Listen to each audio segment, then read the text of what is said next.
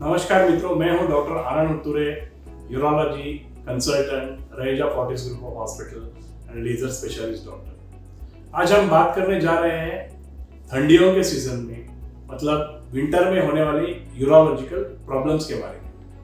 ये प्रॉब्लम औरतों में और ओल्ड मेन मतलब मर्दों में सिमिलर टाइप के प्रॉब्लम हो जाते हैं, बट इनकी इटियोलॉजी मतलब इनके कारण अलग अलग हो सकते हैं।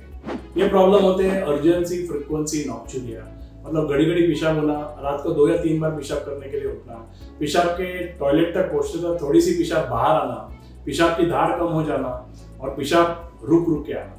ये सब प्रॉब्लम्स हम ऑब्स्ट्रक्टिव और इरिटेटिव सिम्टम्स इस टाइप के 2 कैटेगरी में हम उनको डिवाइड कर देते हैं। ठंडियों के मौसम में स्वेट कम होने के कारण इसमें क्या प्रॉब्लम होता है कि बहुत सारा पानी बॉडी के अंदर रह जाता है।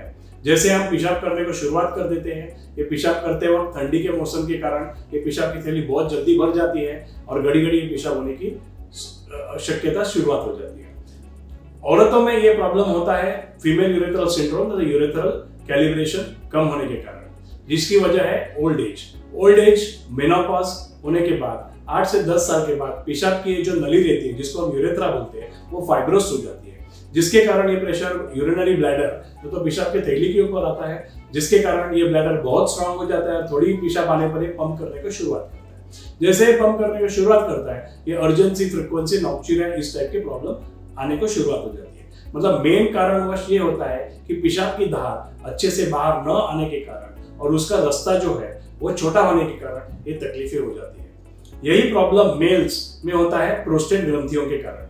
प्रोस्टेट नाम की ग्रंथि है वो 18 से 20 ग्राम तक रहती है और जैसे उम्र बढ़ने को शुरुआत हो जाती है वैसे ये अर्जेंसी, फ्रीक्वेंसी, नॉक्चुरिया इस टाइप के सिम्टम लेके आ जाती है। जैसे ये पेशेंट हमारे पास आते हैं, हम एक सोनोग्राफी कर लेते हैं, पेशाब करने के पहले और पेशाब करने के बाद कितना पेशाब है, प्रोस्टेट की साइज कितनी बड़ी है, उसके हिसाब से हम उनको कैटेगराइज कर लेते हैं। एक पीएसए बोल के टेस्ट करते हैं जिसमें मालूम पड़ता है कि इसमें कैंसर होने की संभावना है या नहीं है। और ये सब चीज नॉर्मल होने के बाद ये प्रॉब्लम सेटल करने के लिए हम एंटी प्रोस्टेट मेडिसिन देने को शुरुआत करते हैं। ये एंटी प्रोस्टेट मेडिसिन जो है ये 50 से 55 साल के बाद के ऊपर वाले आदमियों को दी जाती है, जिसके कारण क्या होता है कि पेशाब की थैली में जो पेशाब आ जाती है उसका रास्ता जो है उसको ओपन किया जाता है।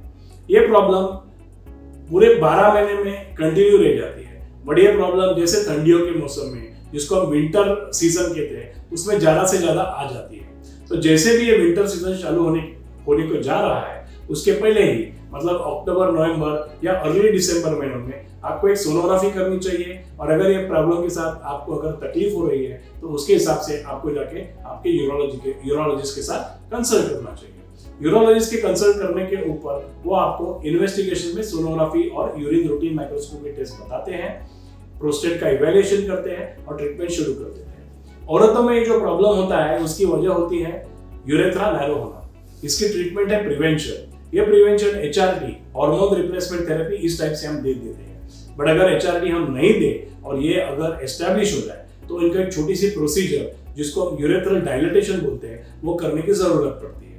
अगर ये प्रॉब्लम बहुत ही अर्ली स्टेजेस में है तो उसको एंटीकोलिनर्जिक नाम के मेडिसिन के कारण कंप्लीटली हम इसको क्लियर कर सकते हैं। तो ये हुई यूरोलॉजिकल प्रॉब्लम जो हम देख रहे हैं, वो विंटर में आने के टाइम में क्या करना चाहिए इसके बारे में जान गए। तो ये प्रॉब्लम होने के पहले, इसके बाद विंटर आने के पहले आपके यूरोलॉजिस्ट के पास जाके मिलके उसकी आपने इन्वेस्टिगेट करनी चाहिए और ट्रीटमेंट भी आपको करने की जरूरत पड़ सकती है। Thank you.